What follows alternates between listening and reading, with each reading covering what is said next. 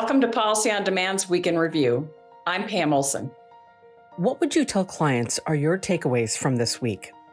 With the House and Senate out for Memorial Day recess, it has been a quiet week in Washington. IRS and Treasury released more green energy guidance, but we're still waiting for big items, like proposed regulations on CAMT. Outside the U.S., the G7 finance ministers met in Italy with several global tax matters on the agenda, including the status of agreement on Pillar 1 and implementation of Pillar 2. The finance ministers agreed that Pillar 1 negotiations have stalled, which dims prospects of a signed agreement this summer. Treasury Secretary Yellen noted that China has not been actively engaged and that India has unresolved objections related to withholding taxes and the amount B transfer pricing rules, an important consideration for the U.S. While the finance ministers cheered the work on both pillars, they observed that India and China combined represent 1/3 of the global population. Clearly, agreement without China and India's participation is substantially incomplete.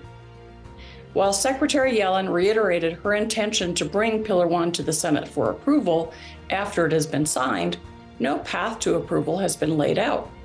Looked at through a GDP lens and adding the United States to India and China, governments representing close to 50% of global GDP have yet to move to implement Pillar 2.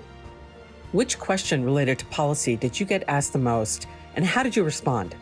The question I got the most related to tax legislation in 2025. While some hold out hope for the extenders legislation passed by the House being favorably considered by the Senate during the next congressional work period, what is occupying many clients' attention is what the Senate's difficulty in processing the extenders bill portends for passing much more complicated legislation in 2025.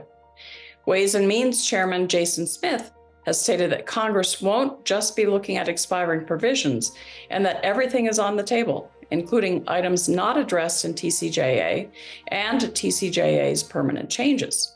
More attention is being paid to the size of the federal budget deficit and the size of the expiring provisions.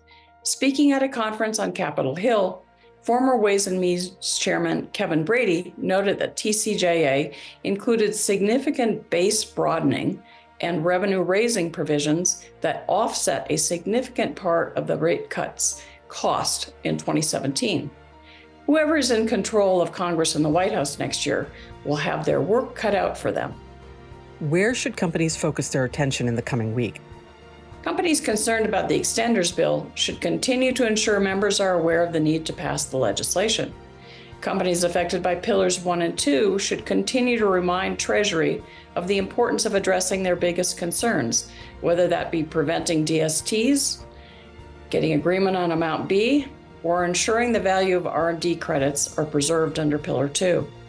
Companies should also be turning their attention to the issues of concern in the 2025 legislative process. The Ways and Means and Senate Finance Committee members need to hear which of the TCJA changes matter most and why.